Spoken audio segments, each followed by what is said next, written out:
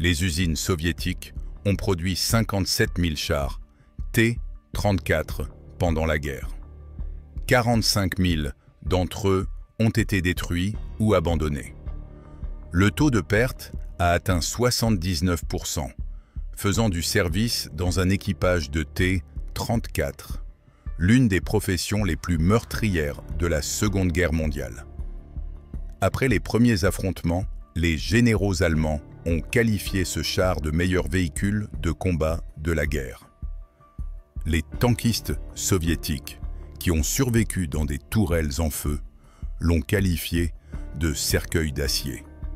Et pourtant, c'est à bord du T-34 que l'armée rouge a atteint le Reichstag, ensevelissant sous ses chenilles des milliers de chars allemands et des dizaines de milliers de ses propres équipages.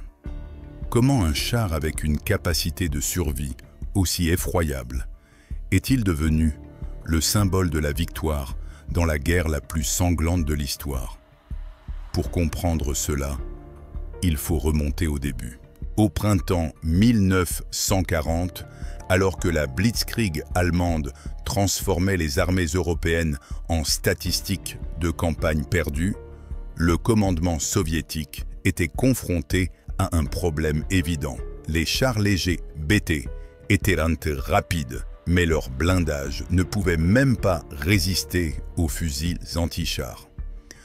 Les lourds T-35 à plusieurs tourelles étaient impressionnants lors des défilés, mais ils tombaient en panne pendant les marches et ne pouvaient pas suivre leur propre infanterie. Il fallait un véhicule qui allie protection, puissance de feu et production de masse. À l'usine numéro 183 de Kharkov, le bureau d'études de Mikhail Kochkine s'est attelé à la résolution de ce problème. En mars 1940, 2 prototypes de chars A-32 ont été testés lors d'un aller-retour entre Kharkov et Moscou, prouvant leur fiabilité dans la boue printanière. Le véhicule a été baptisé T-34. Le temps jouait contre les concepteurs. Chaque mois de retard signifiait des centaines de chars manquants au moment où la guerre atteignit le sol soviétique. Sur le papier, le nouveau char semblait impressionnant. Le canon F-34 de 76 mm pouvait pénétrer n'importe quel char allemand à une distance de plus d'1 kilomètre, surpassant la puissance de feu du Panzer III léger et du Panzer IV moyen. Le blindage incliné de 45 mm, monté à un angle de 60 degrés, fonctionnait comme un blindage de 90 mm, faisant ricocher les obus ennemis plutôt que de les laisser pénétrer la coque. Le moteur diesel V, 2 de 500 chevaux, permettait au véhicule d'atteindre une vitesse de 55 km à l'heure.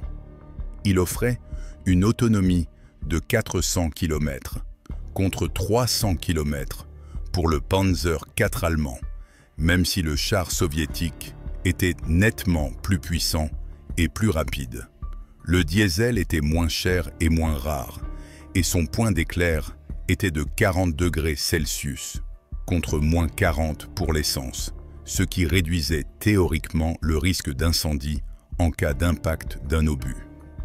À l'automne 1941, lorsque les premiers T-34 rencontrèrent les unités de chars allemands près de Mtsensk, les résultats dépassèrent même les prévisions les plus optimistes. Les canons anti-chars, PAK-36 de 37 mm, qui constituaient la base des défenses anti-chars allemandes, étaient totalement impuissants contre le blindage incliné du T-34, même à courte distance. L'un des officiers allemands a rappelé plus tard dans son rapport comment son équipage avait tiré 23 coups sur un char soviétique, ne parvenant qu'à bloquer la tourelle sans pénétrer le blindage de la coque ou de la tourelle. Le colonel général Guderian, dont les unités blindées ont été considérées comme l'élite de la Wehrmacht et le symbole de la Blitzkrieg allemande, écrivit dans son rapport après les premiers affrontements avec le T-34 une phrase qui amena le commandement allemand à réfléchir sérieusement à son propre retard technique. Les Allemands n'avaient tout simplement rien de comparable en termes de combinaison de protection, de puissance de feu et de mobilité, et cette supériorité pouvait devenir un facteur décisif dans les futures batailles de chars. La guerre des chars avait un nouveau roi. Les rapports triomphants passaient sous silence un document. Au cours de l'été 1940, une commission du Centre d'essais de recherche blindé a effectué des tests et publié un rapport accablant.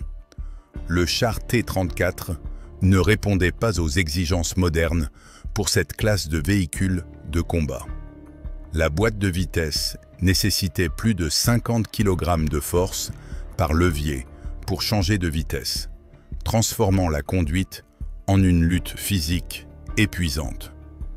Les dispositifs d'observation donnaient une image déformée et se salissaient rapidement, et ne pouvaient être nettoyés que de l'extérieur. La tourelle ne pouvait accueillir que 2 personnes, obligeant le commandant à faire office de tireur, ce qui signifiait interrompre l'observation à chaque tir. Le T-34 de 28 tonnes était plus exigu que le PS-4 allemand de 20 tonnes, avec un équipage de 5 personnes. Il n'y avait que 2 trappes d'évacuation pour 4 personnes, contre 12 dans le char allemand. La Direction générale des véhicules blindés proposa d'arrêter temporairement la production du T-34 et de revenir au BT-7M, qui avait fait ses preuves jusqu'à ce que les concepteurs puissent éliminer les défauts. Ce choix ne laissait aucune place à des solutions confortables. Soit passer 6 mois supplémentaires à perfectionner le char, au risque de ne pas pouvoir lancer la production avant la guerre, soit lancer la production en série du char avec ses défauts connus, en prenant la responsabilité de la vie de milliers de tankistes, mais en gagnant un avantage quantitatif. Le 19 décembre 1939, le char T-34 a été accepté en service. Le choix s'est porté sur la production de masse plutôt que sur la perfection, la rapidité de production plutôt que le confort de l'équipage. Les défauts devaient être éliminés au cours du processus. Cependant, de nombreuses décisions fondamentales sont restées inchangées jusqu'à la fin de la guerre. Le prix de cet accord a été payé par ceux qui ont été placés aux commandes de machines imparfaites. Lorsque les premiers T-34 de série ont commencé à arriver dans les unités blindées à l'été 1940, les mécaniciens et les conducteurs ont été confrontés à un problème que les concepteurs préféraient ne pas aborder. La boîte de vitesse exigeait tellement d'efforts sur le levier de vitesse qu'après quelques heures de conduite, les conducteurs sortaient des chars avec les paumes ensanglantées, déchirées par les poignées rugueuses. Les tankistes les plus expérimentés ont commencé à emporter un marteau spécialement pour enfoncer les vitesses lorsque leur force musculaire n'était plus suffisante. L'un des instructeurs du centre de formation de Kharkov s'est souvenu plus tard qu'après les exercices d'entraînement, les cadets ne pouvaient pas desserrer les doigts pendant une demi-heure, tant la tension dans leurs poignets et leurs avant-bras était forte à force de lutter constamment avec le mécanisme. Dans des conditions de combat, cette caractéristique de conception s'est avérée catastrophique. L'opérateur radio, assis à droite du conducteur, abandonnait régulièrement la mitrailleuse et aidait à changer les vitesses, utilisant la force combinée de 2 hommes adultes pour simplement passer d'une vitesse à l'autre, perdant ainsi la capacité de tirer sur l'infanterie ennemie au moment même où le char ralentissait et devenait le plus vulnérable. De nombreux conducteurs préféraient conduire le char en 2e vitesse tout au long de la bataille, acceptant la perte de vitesse et de maniabilité, mais évitant ainsi d'avoir à effectuer l'opération physiquement impossible de changer de vitesse toutes les quelques minutes, ce qui entraînait une usure considérable du moteur fonctionnant en dehors de sa plage de vitesse optimale et réduisait sa durée de vie déjà limitée. Le problème de visibilité signalé dans le rapport des testeurs se traduisait par de simples statistiques de survie dans des conditions de combat réelles. Les dispositifs d'observation du conducteur s'encrassaient de poussière et de saleté après seulement quelques minutes de conduite sur une route non goudronnée, rendant le conducteur aveugle. La seule façon de conserver une certaine visibilité était d'ouvrir la trappe d'observation de la largeur d'une paume, au risque de recevoir des éclats d'obus ou une balle en plein visage dès le premier impact près de la trappe. L'absence de ventilation normale dans le compartiment de combat et la nécessité de nettoyer le canon après le tir ont créé des conditions qui ont transformé le travail de l'équipage en une épreuve d'endurance contre les effets de l'empoisonnement. Après 3 ou 4 tirs, la tourelle était remplie de gaz de poudre qui n'avait nulle part où s'échapper de cet espace confiné. Les chargeurs perdaient régulièrement connaissance par manque d'oxygène et par intoxication aux produits de combustion, tout en continuant à accomplir mécaniquement leurs tâches dans un état semi-conscient jusqu'à ce qu'ils tombent sur le rack de munitions. Une analyse détaillée des pertes a révélé des chiffres qui faisaient du service dans un équipage de T-34 l'une des spécialités les plus meurtrières de la guerre. Pour chaque centaine de T-34 détruits, exactement 100 membres d'équipage mouraient. Cela représente une victime pour chaque véhicule mis hors de combat. Sur le front de Stalingrad à l'automne 1942, 12 brigades de chars ont perdu 326 chars sur 400 en 6 jours. Environ 260 véhicules ont été perdus en raison de pannes mécaniques, ce qui représente près de 80% des pertes totales. Le manque de fiabilité technique s'est avéré plus dangereux que l'artillerie allemande. Le kilométrage moyen avant les réparations majeures ne dépassait pas 200 km.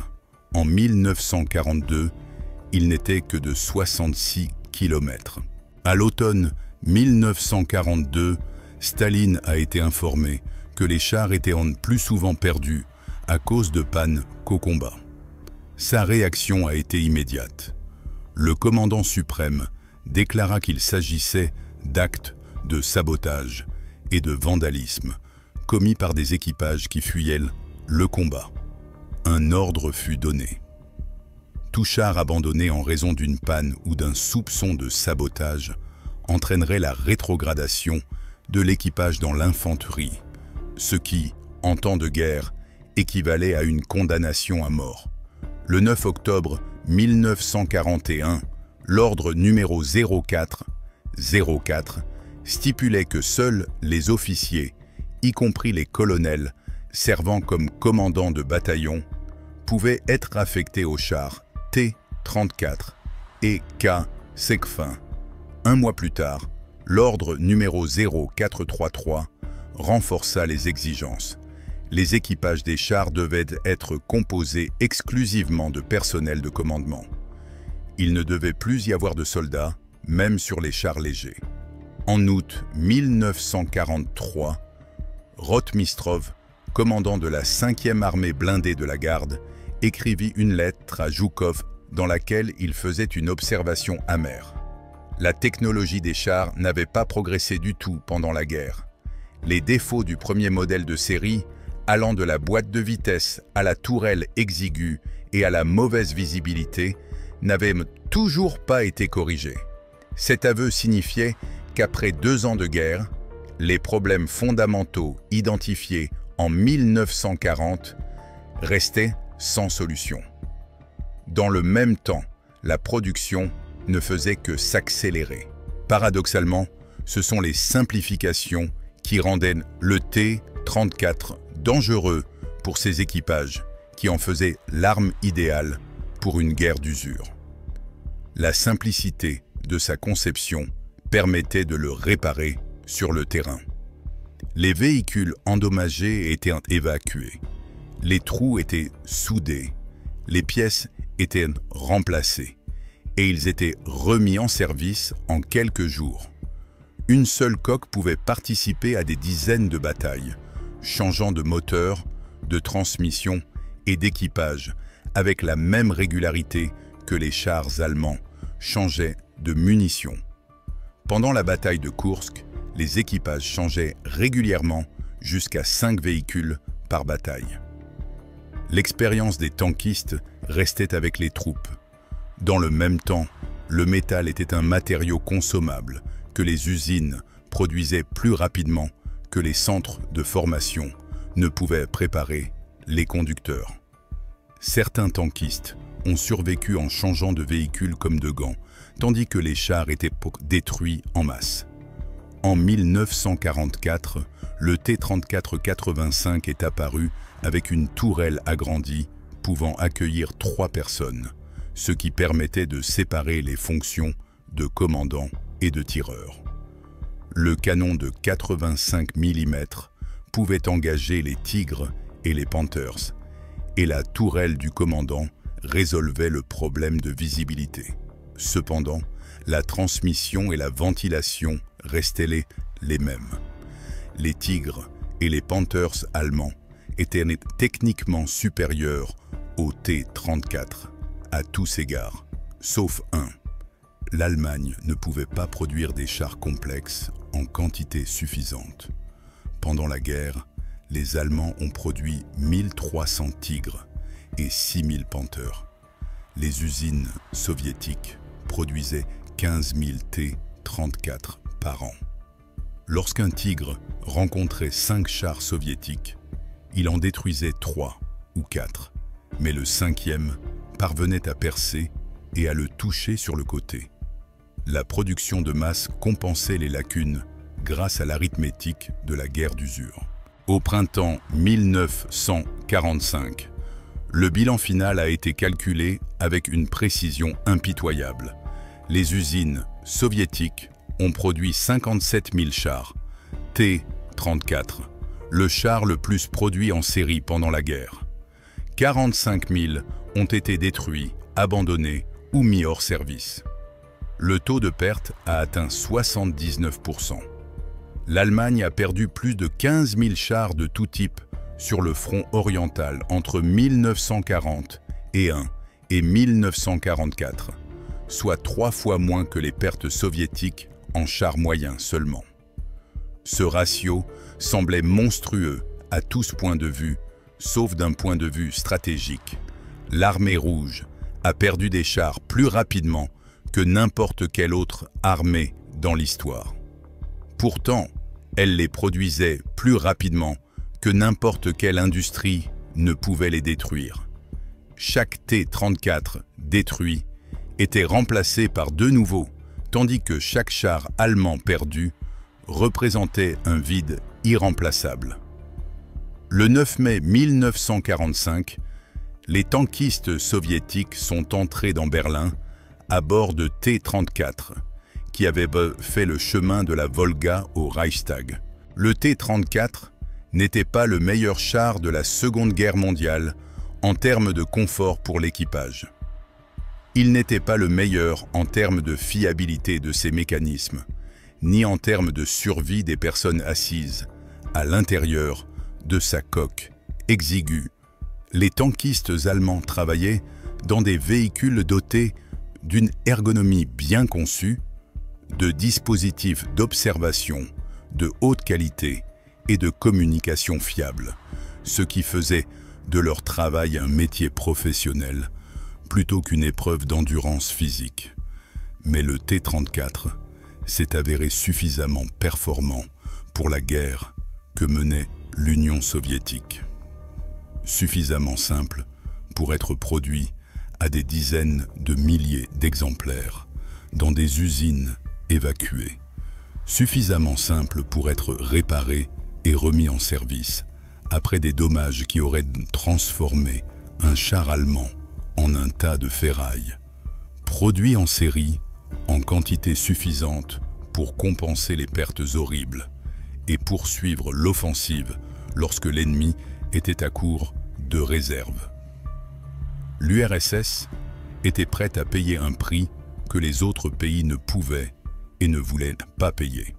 Un coût de 45 000 chars et de dizaines de milliers de membres d'équipage qui ont suffoqué dans les gaz de poudre, ont brûlé vifs dans des tourelles exiguës ou sont morts parce qu'ils n'ont pas eu le temps de changer de vitesse ou n'ont pas vu la menace à travers des dispositifs d'observation sale. En fin de compte, cette histoire ne porte pas sur la supériorité d'une technologie par rapport à une autre. Elle montre que, dans une guerre totale, ce n'est pas celui qui possède les meilleures armes qui gagne, mais celui qui est prêt à sacrifier davantage. Et dans cette arithmétique du sacrifice, le T-34 est devenu un symbole de victoire, payé par le sang de ceux qui étaient aux commandes.